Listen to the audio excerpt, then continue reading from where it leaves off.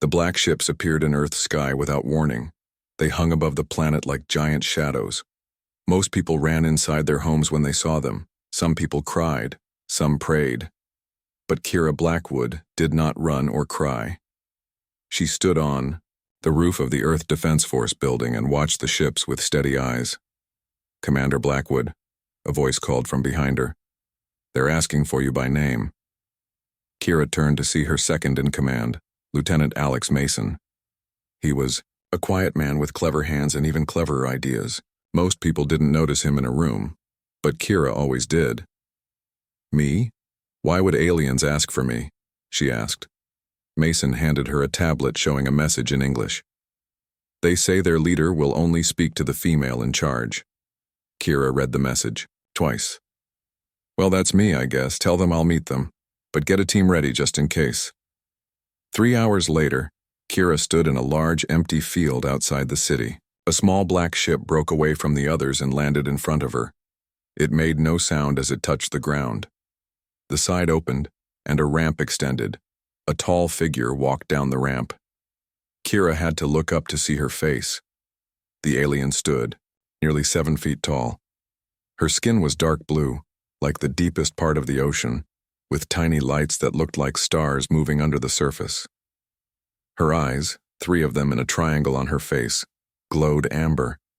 She wore armor that seemed to swallow light rather than reflect it.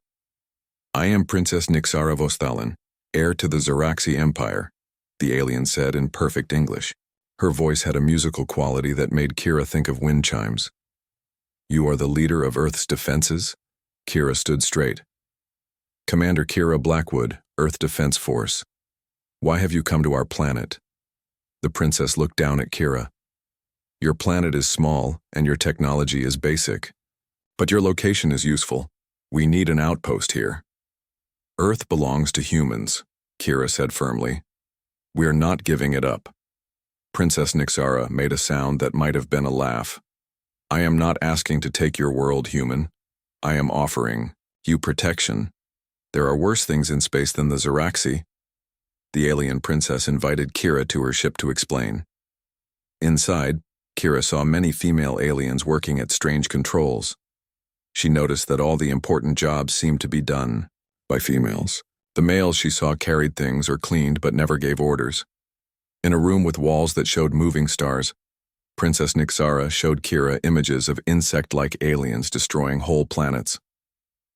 "The Krell Dominion has eaten 12 worlds in the last Earth year," the princess said. "They are moving this way. Your weapons cannot stop them. Ours can, but we need bases on many worlds to create a defense line." Kira studied the images. "And what do we get if we help you?" "You get to live," Princess Nixara said simply. "But we will also share some technology, enough to make your lives easier, but not enough for you to threaten us." Kira thought for a moment. "I need to discuss this with Earth's leaders." "You have 3 days," the princess said. "I will send representatives to your meeting." 2 days later, Kira sat in a room with 20 world leaders. The Zeraxi had sent 3 female warriors as representatives. Princess Nixara did not come, herself, which many of the male leaders took as an insult. "This so-called princess won't even meet with us?" the American president asked. One of the Zeraxi warriors, tall and blue like the princess, but with only 2 amber eyes, spoke coldly. "Princess Nixara does not waste time speaking to males." The room erupted in angry voices. Kira watched as the male leaders shouted and the female leaders looked thoughtful. She noticed that Lieutenant Mason sat quietly in the corner, where he was supposed to be taking notes. But he wasn't writing. He was studying the Zeraxi warriors with intense eyes. After hours of arguing, the Earth leaders agreed to the deal. The Zeraxi could build 3 bases, one in the Pacific Ocean, one in Antarctica, and one on the far side of the moon. In return, they would help protect Earth from the Krell and share medical technology that could cure many human diseases. When the meeting ended, Kira noticed one of the Zeraxi warriors looking at Mason. The warrior spoke quietly to her companions, and they all turned to stare at him. Mason seemed not to notice as he gathered his tablet and notes. Later that night, as Kira prepared the documents for the agreement, Mason knocked on her office door. "Commander, can I speak with you?" he asked. "Come in, Mason. What's on your mind?" Mason closed the door. "I've been analyzing the Zeraxi ship designs from the images we have. Their shield technology is amazing, but there's a flaw in how they manage power flow." He showed her diagrams on his tablet. "If we can understand this, we might be able to improve our own defenses, even without their help." Kira studied his work. "This is impressive, Mason, but keep it between us for now. I don't want to risk the agreement." The next day, Princess Nixara's ship landed again. This time, Kira brought a small team to meet her, including Mason to record the meeting. The princess stepped off her ship with 4 guards. When she saw Mason, her 3 eyes narrowed. "Why is this male here?" she asked Kira. "Lieutenant Mason is my technical advisor," Kira explained. "He's the best engineer we have." Princess Nixara stared at Mason for a long moment. He met her gaze without looking away, which seemed to surprise her. "Most males cannot look a Zeraxi royal in the eyes," she said. "They find our 3rd eye disturbing." Mason shrugged slightly. "Different isn't disturbing, Your Highness, it's just different." The princess continued to stare at him. Then she turned back to Kira. "He may stay, but he will speak only when asked a direct question." As they discussed the details of the agreement, Princess Nixara kept glancing at Mason. When they talked about technology sharing, Mason made a small noise. The princess stopped mid-sentence. "You disagree, human male?" she asked. Mason looked at Kira, who nodded for him to speak. "Not disagreement, Your Highness, just curiosity. The power circulation system you're describing seems to create excess heat. On Earth, we've found ways to use that heat for secondary systems." The princess's guards looked offended, but Nixara raised a hand to quiet them. "Show me," she commanded. Mason drew a simple diagram on his tablet and passed it to her. The princess studied it for several minutes in silence. Then she looked at Mason with all 3 eyes wide. "This is not without merit," she said. She handed the tablet to one of her guards. "Have the engineers examine this." After the meeting, as the princess prepared to leave, she paused beside Mason. Though she stood much taller than him, she leaned down slightly. "You will join Commander Blackwood when she visits our ship tomorrow," she said. It wasn't a request. "I wish to see what other ideas hide in that human mind." As the Zeraxi ship lifted off, Kira noticed something strange. For just a moment, the tiny lights under Princess Nixara's blue skin had pulsed brighter as she looked at Mason. Kira had worked with many aliens since first contact 10 years ago, but she had never seen anything quite like that before. "What just happened?" she asked Mason. He shook his head, looking puzzled. "I'm not sure, but I think I just got a job offer from an alien princess." The next day, Kira and Mason flew up to the Zeraxi ship in a small shuttle. The main ship was huge, like a floating city made of black glass. As they got closer, they could see purple lights running along its sides like veins. "Remember," Kira said quietly, "we're guests here. Follow their rules." Mason nodded. "I know. Males don't speak unless spoken to." Their shuttle landed in a large bay inside the ship. 20 Zeraxi warriors stood in 2 lines, all female, all with weapons at their sides. At the end of the line waited Princess Nixara. Today she wore a different kind of armor that showed more of the star-like lights under her blue skin. "Commander Blackwood," the princess said with a small nod. "And Engineer Mason." She said his name slowly, as if testing how it felt in her mouth. "Thank you for inviting us aboard your ship, Your Highness," Kira said with a slight bow. Mason copied her bow, staying silent. Princess Nixara led them through long hallways. The walls seemed to shift and move, showing different views of space. Kira noticed that every Zeraxi they passed stopped and bowed to the princess. The females bowed with their heads up, eyes watching. The males bowed deeply, never looking directly at her.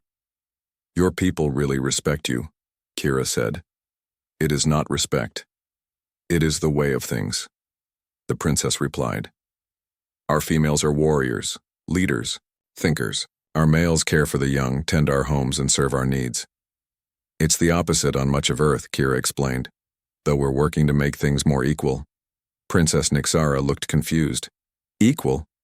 Why would you want that? Each has their place. They entered a large room with a round table in the center. Around the table sat 8 female Ziraxi in different styles of armor. They all stood when the princess entered. My war council, Princess Nixara explained. They will help decide how best to use Earth in our defense plans. For 2 hours, they talked about the Krell threat.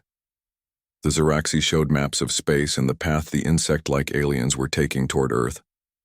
Kira asked questions about the Krell, while Mason listened quietly, sometimes making notes on his tablet. One of the council members with darker blue skin and 4 amber eyes instead of 3 pointed at Mason. Why does this male write while we speak? Is he planning to steal our knowledge?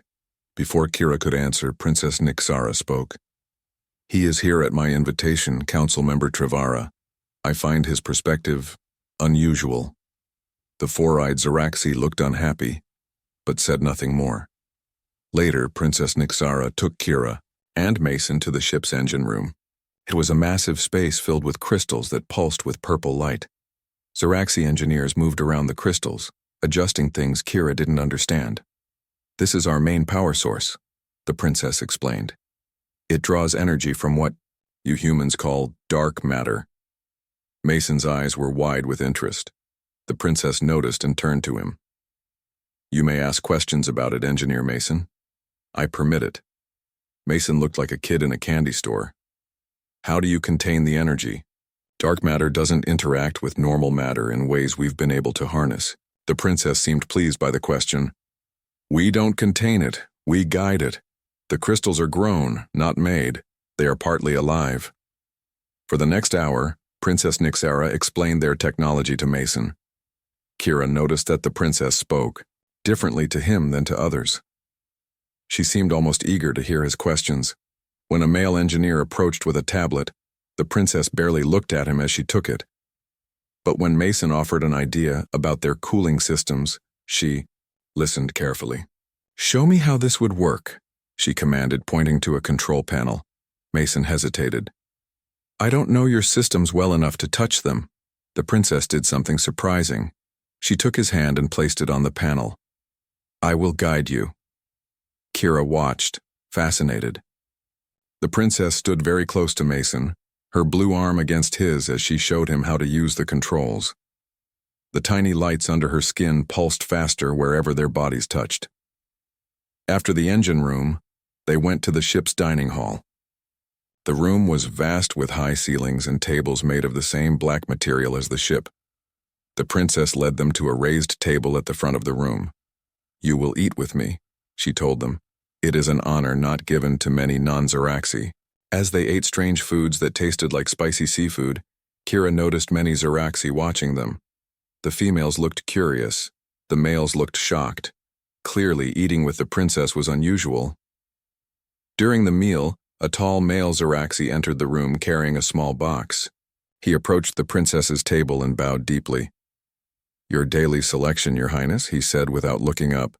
The princess took the box without a word. Inside were small blue crystals that looked like candy. She ate one and offered the box to Kira, who took one politely. When she offered the box to Mason, their fingers touched. The princess pulled her hand back quickly, almost dropping the box.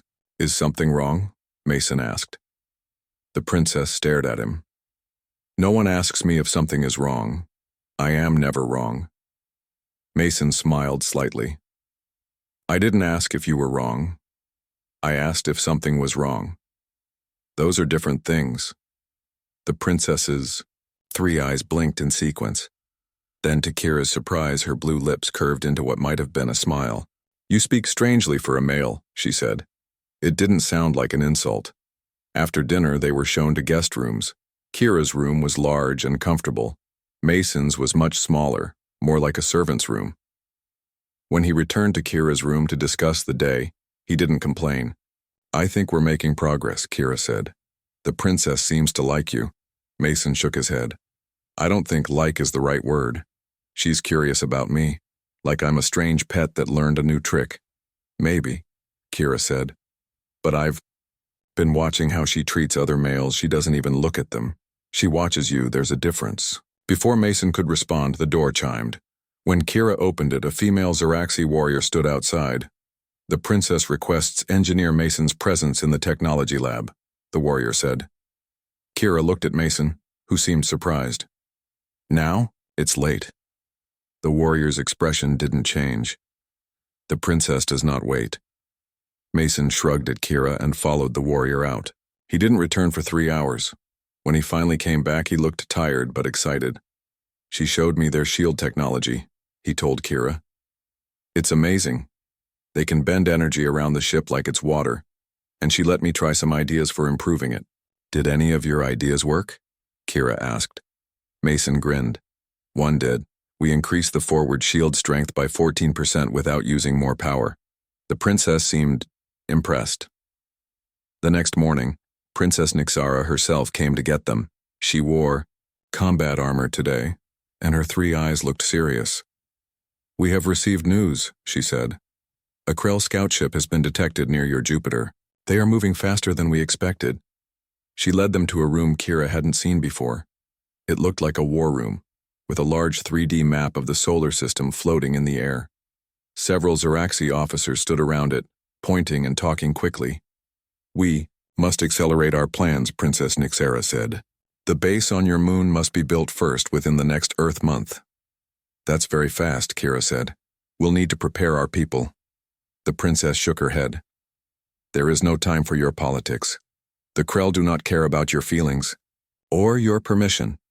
They care only for consuming your world. One of the officers pointed to a spot on the map. The scout ship has changed course, Your Highness. It's heading toward Earth's moon. The princess's face hardened. Prepare my ship. I will intercept them myself. Kira stepped forward. Let us come with you. If these are the enemies we'll be fighting, we should see them firsthand. Princess Nixara looked at Kira, then at Mason. For a moment, she seemed about to refuse. Then, she nodded. Very well, but you will stay on the bridge and touch nothing. An hour later, they were on a smaller Zeraxi ship racing toward the moon. The bridge was smaller than the main ships, but just as advanced. Princess Nixara sat in a central chair, giving orders as they flew. Mason stood near one of the control panels watching the Zeraxi work. One of the officers shouted something in their language and everyone tensed. They have seen us, the princess said grimly. They're changing course to attack. On the main screen, Kira and Mason got their first look at the Krell. The alien ship looked like a massive insect, with legs stretching out from a central body. It glowed with sickly green light. Their weapons are powering up, an officer reported. They will fire in 30 seconds. Raise shields, Princess Nixara ordered. Prepare main weapons. Mason stepped closer to the princess's chair. Your Highness, the shield modification we made yesterday. It would work even better if you cycled the frequency to match their weapon pulses. Several officers looked shocked at his boldness. The princess turned her 3 eyes to him, and for a moment Kira thought she would be angry. Instead, she nodded to an engineer. Do as he suggests, she ordered. Quickly. The battle was short but fierce. The Krell ship fired green beams that would have torn through normal shields. But the modified Zeraxi shields held. When the princess gave the order to fire, their weapons cut through the Krell ship like it was paper. As pieces of the enemy ship floated in space, Princess Nixara stood up and walked to Mason. The bridge went silent. Your suggestion saved my ship from damage, she said. Her voice was different, softer somehow. That is acceptable. 1 day became 3 days. 3 days became a week. Mason sent reports back to Earth, but he stayed on the Zeraxi ship. Kira visited every few days, bringing new clothes and news from home. Each time she came, she found Mason deeper in Zeraxi, technology and the princess watching him more closely. On her 4th visit, Kira found Mason in a large workshop. He sat at a table with pieces of Zeraxi technology spread around him. Princess Nixara stood nearby, arms crossed, watching him work. You connect this crystal to the power line here, Mason said, his hands moving carefully over the alien tech. Then the energy flows more evenly. The princess leaned closer. Show me again. Kira cleared her throat. Both of them looked up, surprised. Commander. Blackwood, the princess said, straightening. We did not hear you enter. Obviously, Kira said with a small smile. Mason, Earth is asking when you'll return. The Defense Council has questions about the Zeraxi technology you've been studying. Mason looked at the princess, then back at Kira. I've learned so much, but there's still more to understand.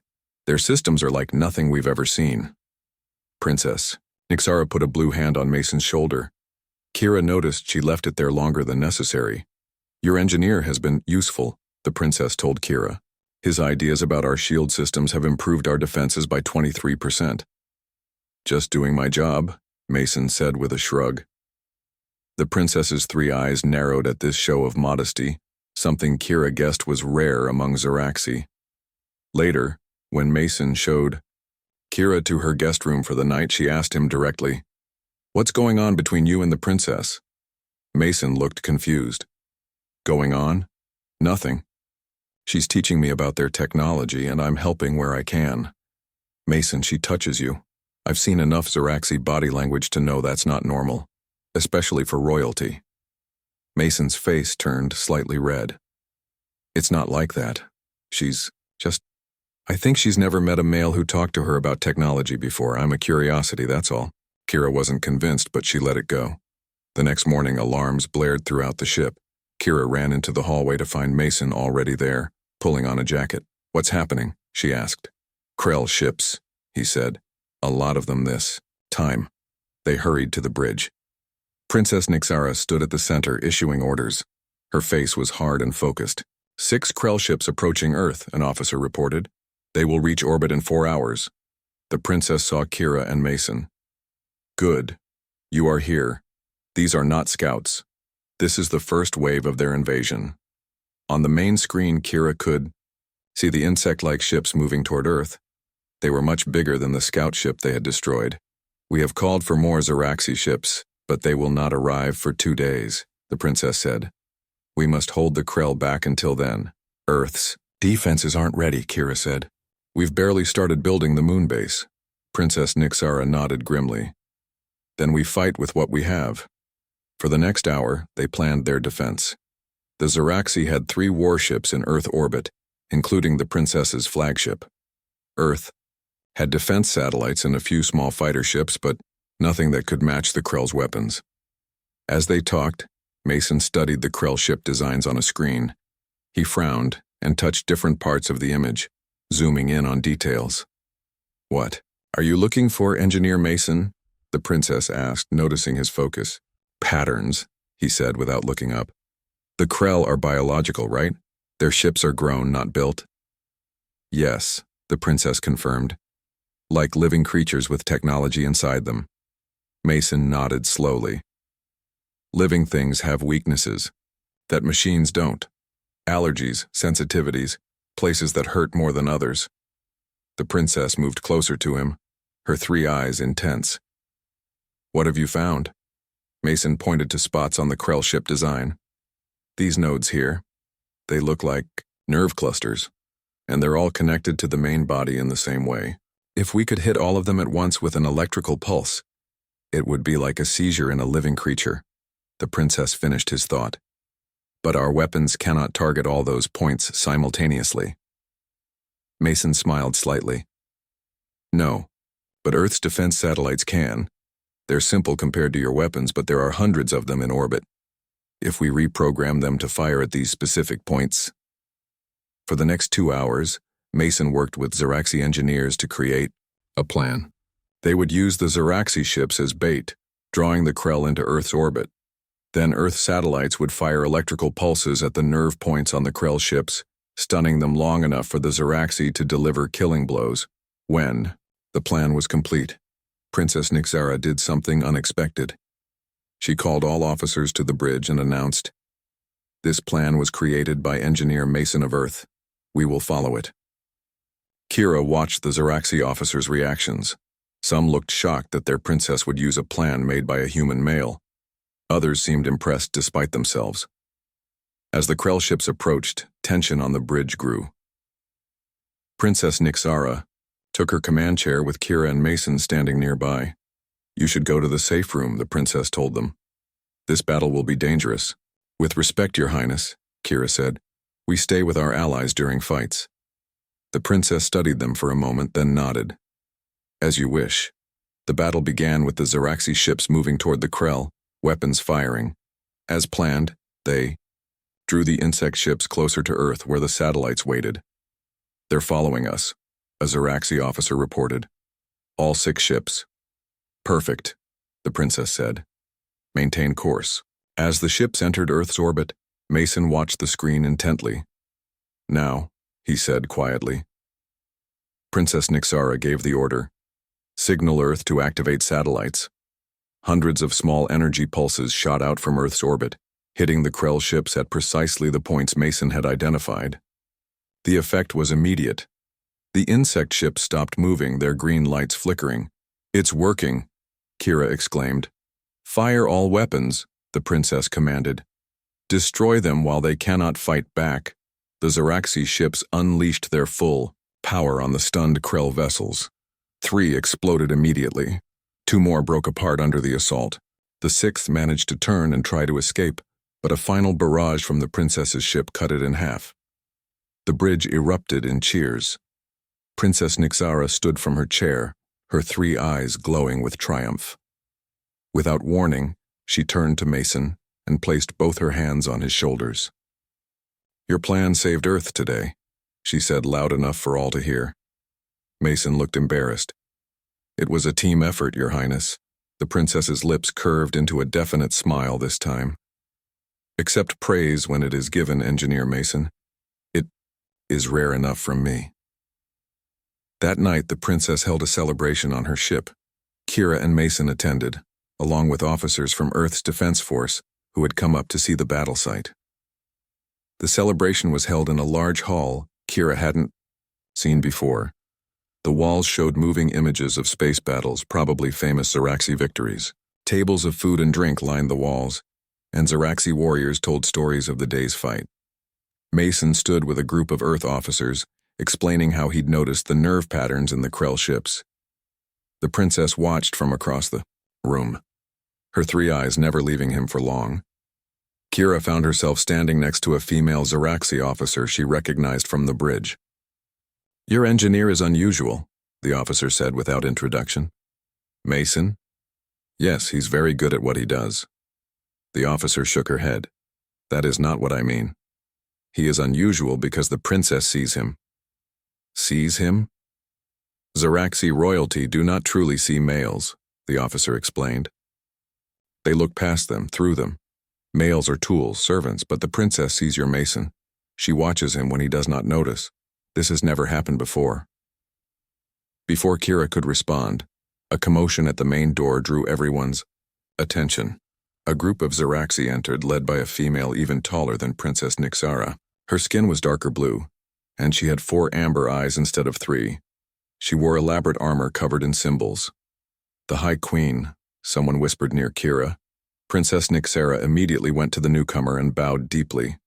"Mother, we did not expect you." The High Queen looked around the room, her 4 eyes taking everything in. "I came when I heard of your victory, the first defeat of a Krell attack force. This is worth celebrating." As the Queen moved through the room, everyone bowed. When she reached the group where Mason stood, she stopped. "This is the human male who created the battle plan?" she asked, looking at Mason as if he were a curious specimen. "Yes, Mother," Princess Nixara said, moving to stand beside Mason. Engineer Mason identified the Krell weakness. The Queen studied Mason for a long moment. "Interesting. A male with a useful mind. Rare even among our own kind." Mason bowed respectfully. "Thank you, Your Majesty." The Queen seemed surprised that he spoke directly to her. She turned to her daughter.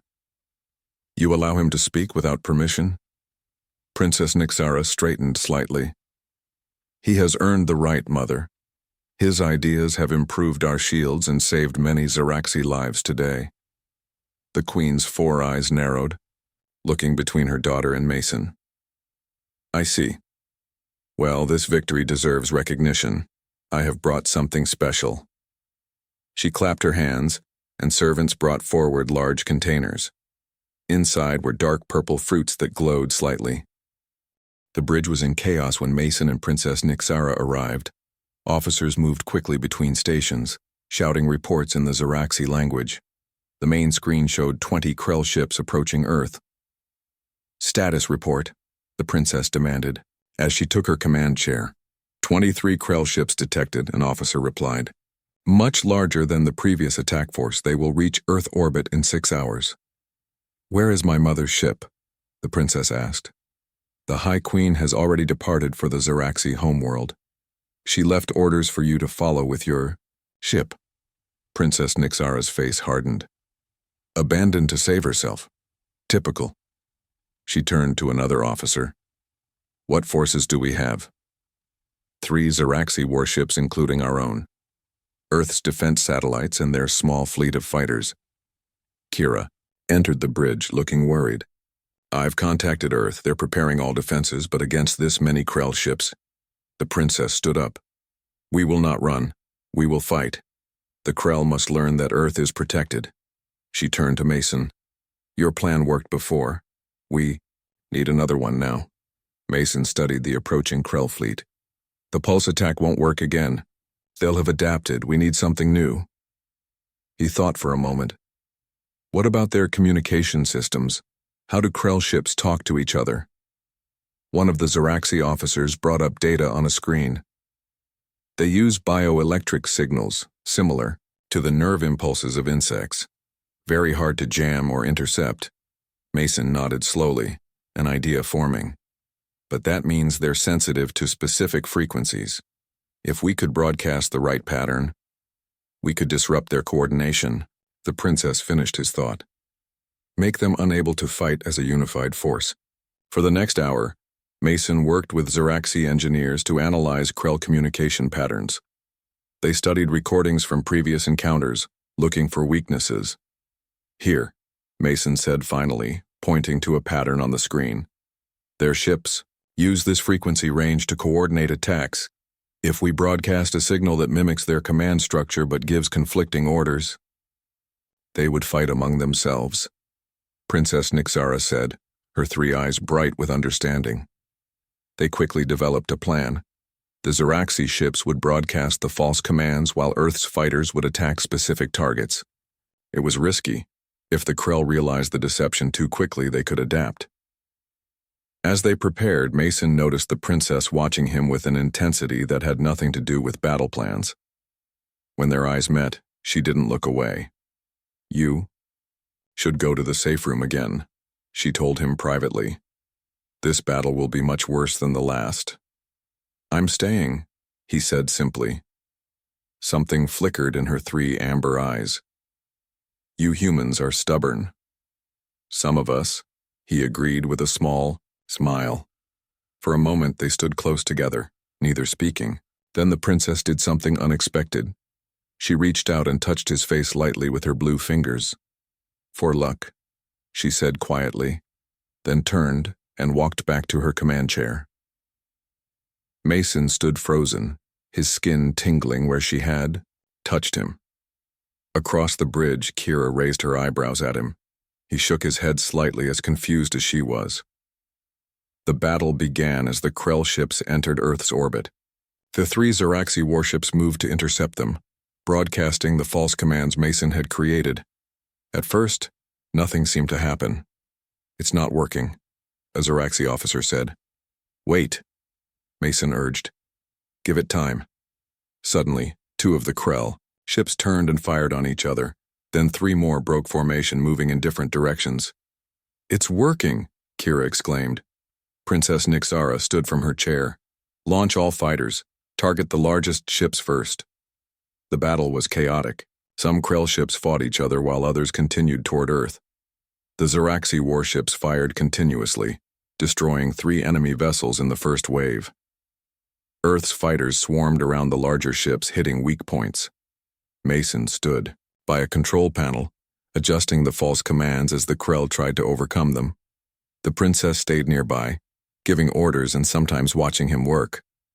"They're adapting faster than expected," Mason said after an hour of fighting. "The confusion effect is wearing off," the princess frowned. "We've destroyed 9 of their ships, but that leaves 14 still fighting." A violent explosion rocked their ship. Mason grabbed the control panel to stay upright. "Direct hit to our lower decks," an officer reported. "Shields at 60%. Another." Hit shook the ship even harder. Warning lights flashed across the bridge. "Shields failing," someone shouted. "Hull breach on deck 12. Princess Nixara remained calm. "Reroute power from non-essential systems. Maintain position." Mason looked at the power distribution on his panel. "The main shield generator is overheating. If it fails completely, we die," the princess finished flatly. "Options?" Mason thought quickly. "The backup generator isn't powerful enough on its own, but if we could link it differently..." He brought up a diagram on the screen. "We could bypass the main controls and create a direct connection here. It would be unstable but might hold long enough."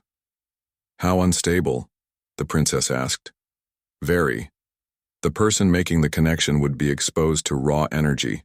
It would be dangerous." The princess nodded. "Show me where." "Your Highness, I didn't mean you should..." "This is my ship," she cut him off. "My responsibility." Before Mason could argue further, another hit rocked the ship. The lights flickered and went out. Then emergency lighting came on. "Main shields down," an officer shouted. "Backup generator activating, but it's not enough." The princess turned to her first officer. "You have command." Then she looked at Mason. "Show me where to make this connection. Now." Mason knew there was no time to argue. He quickly explained what needed to be done, showing her on the diagram.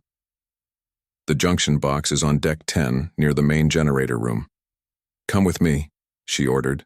They ran through damaged corridors. Smoke filled some sections and crew members were putting out fires. They took a lift down to deck 10, but it stopped working between floors. The princess forced the doors open and they climbed out into a half-collapsed hallway. "This way," Mason said, leading her through the smoke. The junction box was in a small room filled with humming equipment. The wall panel was hot to the touch when Mason opened it. "The connection needs to be made between these 2 circuits," he explained, pointing to thick cables inside. "But the energy flowing through them now would kill a human instantly." "I am not human," the princess said. "Zoraxi can withstand much more energy than you can." "Even so, it's extremely dangerous," Mason warned. "And once the connection is made, you'll need to hold it in place until the system stabilizes."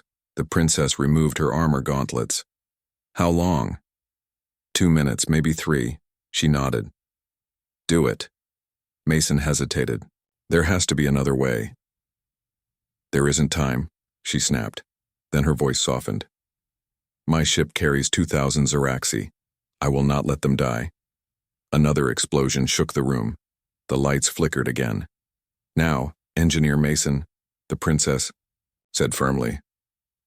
Mason took a deep breath and opened the panel fully. Inside, energy arced between cables like purple lightning. He used an insulated tool to move one cable into position. "When I say now, grab these 2 cables and hold them together," he instructed. The princess nodded, her 3 eyes focused and determined. "Now!" Mason shouted. Princess Nixara thrust her blue hands into the panel and grabbed the cables. Purple energy instantly engulfed her arms. She gritted her teeth but didn't make a sound. The star-like lights under her skin flashed wildly, especially where the energy touched her. Mason watched the readings on a small screen. "It's working. Shields are coming back online." He looked at the princess. "Just hold on a little longer." Her face showed pain, but she didn't let go. "Talk to me," she said through clenched teeth. "Distract me." "About what?" Mason asked, surprised. "Anything. Your world, your life, you." Mason began talking, saying whatever came to mind. "I grew up in a small town in the mountains. My father taught science at the local school. He's the one who got me interested in engineering. When I was 10, I took apart our home computer and put it back together. It worked better afterward, which surprised everyone, especially me. The princess's breathing was labored, but she kept her grip on the cables. "Keep talking," she urged. "I always wanted to work with space technology. When I got the job with Earth Defense, it was a dream come true. Then you showed up with your amazing ship, and suddenly, I was learning things I never imagined." He paused, then added more quietly, "Meeting you changed everything for me." Her three eyes found his. "How so?" Mason hesitated, then decided honesty was best. "You're the most extraordinary person I've ever met, human or alien. You're brave, and brilliant and beautiful." For a moment she looked stunned. Then something like a smile crossed her face despite her pain. "You think I am beautiful?" "Yes," he said simply. "I do." The energy flowing through her arms pulsed brighter. She winced, but didn't look away from his eyes. "One more minute," Mason said, checking the readings. "You're doing great." "On my world," she said, her voice strained, "royalty does not form attachments. We have political alliances, nothing more. I have rejected every potential mate presented. To me, hundreds from dozens of worlds." "Why?" Mason asked, genuinely curious. 2 weeks passed. The Krell retreated from Earth's solar system after their defeat. More Zeraxi ships arrived to help build the defense bases. Earth celebrated its survival, and the alliance between humans and Zeraxi grew stronger each day. Through it all, Mason spent every free moment with Princess Nixara. They walked in the royal garden. They worked together on new shield designs. Sometimes they just talked for hours about their different worlds and cultures. Kira watched their growing relationship with a mix of happiness and worry. "The High Queen will return soon," she warned Mason one day. "What happens then?" Mason had no answer. He knew that Zeraxi royalty did not form attachments to males, especially alien ones. But when he was with the princess, none of that seemed to matter. One evening, Princess Nixara invited Mason to a special dinner in her private quarters. When he arrived, he found the room lit with glowing plants from the royal garden. A small table was set with food and drink from both their worlds. The princess wore simple robes instead of her usual armor. The star-like lights under her blue skin seemed brighter tonight, especially when she looked at him. "Thank you for coming," she said, gesturing for him to sit. "I wouldn't miss it," Mason replied with a smile, "though I admit I'm curious about the occasion." "Must there be an occasion to share a meal?" she asked, sitting across from him. "No, but you seem different tonight." She nodded slowly. "I am. I have been thinking about many things. About my duty to my people. About traditions that have existed for thousands of years." She paused, looking directly at him with all three eyes. "And about you, Alex Mason." Hearing her use his full name made his heart beat faster. "I have rejected 2,347 potential mates in my lifetime," she continued. "Males of every species in the known galaxy, powerful warriors, wealthy nobles, even princes from worlds as advanced as my own." Mason wasn't sure where she was going with this. "That's a lot of rejection." She almost smiled. "Yes, I earned my title of the Void Heart, honestly. My mother despaired that I would ever choose a mate. She said my standards were impossible." "What were you looking for?" Mason asked. The princess was quiet for a moment. "I did not know. I only knew what I did not want. I did not want someone who saw only my title or my power. I did not want someone who would try to control me or use me to gain status." She reached across the table and lightly touched his hand. "I was waiting without knowing it. Waiting for someone who would see me." Mason turned his hand to hold hers. "I see you, Nixara." She smiled at the sound of her name without her title. "Yes, you do." She withdrew her hand and stood up, walking to a window that showed the stars. "My mother will return tomorrow with the Royal Council. They are coming to meet the human engineer whose ideas helped defeat the Krell." "That sounds intimidating," Mason said honestly. "It is meant to be," she agreed. They will test you, question you. They will look for any reason to dismiss you as unworthy of a princess's attention. Mason joined her at the window. And what do you think they'll find? She turned to face him. They will find a human male who speaks when not spoken to, who offers ideas without being asked, who looks royalty in the eyes without fear. She stepped closer to him. They will be shocked and offended. And you? Mason asked softly. What do you find when you look at me? I find the first person in my life who makes me question every tradition I was raised to uphold. Her voice dropped to almost a whisper. The first person who makes me want to be simply Nixara, not Princess Nixara Vostalen. Mason reached out slowly and touched her face, tracing the pattern of star-like lights beneath her blue skin. They pulsed brighter at his touch. That's who I see. Just Nixara. The most amazing person I've ever known.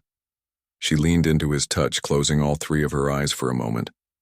When she opened them again, they glowed more intensely. In Zaraxi culture, she said, royalty does not ask. We command. We take. We never show weakness or need. She took a deep breath. But tonight I am not being royal. She stepped back from him and held out both her hands, palms up in a Zaraxi gesture of vulnerability. Alex Mason, I ask you, not as a princess, but as myself, stay with me. Not just tonight, but for all nights to come, be my partner in all things. Mason was stunned. Are you asking what I think you're asking? Yes, she said simply. I am asking you to be my mate, my equal, the first male in Zaraxi history to stand beside royalty rather than below it. What about your mother? The royal council? All those traditions? Nixara lifted her chin proudly. I am heir to the empire. One day I will be High Queen. If I cannot change traditions that no longer serve us, who can? Her confidence faltered slightly. Unless you do not wish for this. Mason took her hands in his. Nixara, I've fallen in love with you. Something I never expected to happen with anyone, let alone an alien princess from another world. But what about your people? Will they accept me? Some will not, she admitted. But they will learn, as I have learned, that worth is not determined by species or gender. It is determined by actions, by courage, by heart. She squeezed his hands. And your heart is worthy of an empire, Alex Mason. I love you, he said again, the words feeling right. And if you're willing to fight for this for us, then so am I. The starlights beneath her skin glowed brighter than he had ever seen them. Is that a yes? She asked. And for the first time since he'd known her, the proud princess sounded uncertain. Yes, he said firmly. Yes to all of it. To being your partner, your mate, whatever you want to call it. I choose you, Nixara. I choose us. The princess, no, Nixara, smiled with a joy that transformed her face. She stepped forward and pressed her forehead to his in the intimate gesture of her people. This time, she wrapped her arms around him as well, holding him close. There is a Zaraxi saying, she whispered. The stars guide our ships, but the heart guides our souls. My heart has guided me to you, Alex. Against all tradition and expectation. They stayed like that for a long moment, foreheads touching, hearts beating together. Then Nixara pulled back slightly. Tomorrow we will face my mother and the council. Together, she said. It will not be easy, but tonight is for us alone. The next day, the High Queen's ship arrived with great ceremony. 5 royal council members came with her, all female Zaraxi of high rank with at least 4 amber eyes. Nixara met them in the main docking bay, dressed in her full royal armor. Mason stood beside her, wearing a formal Earth Defense uniform that Kira had insisted he wear. The High Queen stepped off her ship and immediately noticed Mason's position. In Zaraxi protocol, even high-ranking males stood 3 steps behind royalty, never beside them. Daughter, the Queen said coldly, I see you continue to allow unusual freedoms to this human. Nixara bowed respectfully, but did not step away from Mason. Mother, Royal Council members, welcome back to Earth orbit. I present to you Lieutenant Alex Mason, Earth Defense Force engineer and architect of our victory against the Krell. The council members studied Mason with their multiple eyes. One of them, with skin so dark blue it was almost black, spoke sharply in the Zaraxi language. Nixara replied in the same language, her voice firm. The council member looked shocked. What did she say? Mason whispered. She said you should kneel before royalty, Nixara explained quietly. I told her that the man who saved my ship and helped defeat our greatest enemy kneels to no one. The High Queen stepped forward. We will speak privately, daughter. Now. Nixara nodded. Of course, Mother. Alex comes with me. A ripple of surprise went through the council members. The Queen's 4 eyes narrowed dangerously. This is not proper, she said. Neither was fleeing the battle and leaving me to face 23 Krell ships alone, Nixara replied evenly. Yet here we both stand. For a tense moment, mother and daughter stared at each other. Then the Queen gave a slight nod. Very well. Bring your engineer. They went to a large meeting room. The council members sat on one side of the table, the Queen at their center. Nixara and Mason sat opposite them. We have reviewed the battle records, the Queen began. Your victory was impressive. The Council has agreed to award you the Star of Valor, our highest military honor. Thank you, Mother, Nixara said, but the honor should be shared with Lieutenant Mason. Without his insight about Krell communication systems, we would have lost. One of the council members, an older Zaraxi with 5 amber eyes, leaned forward. We have also noted your unusual attention to this human male. Reports say you spend many hours in his company, that you speak to him as an equal, that you even allow him to touch you. Nixara sat straighter in her chair. I do more than allow it. I welcome it. Shocked murmurs ran through the council. The Queen's face hardened. You forget yourself, daughter, she said. You are heir to the Zaraxi Empire. You cannot form attachments to males, especially not alien ones. Why not? Nixara asked simply. The question seemed to stun the Queen. What? Why not, Mother? Why can I not choose my own mate based on his character and actions rather than his species or gender? What ancient law says the heir must be alone? And unloved? The Queen stood up, her 4 eyes blazing. This is not about love. It is about power, about the purity of the royal line, about thousands of years of tradition.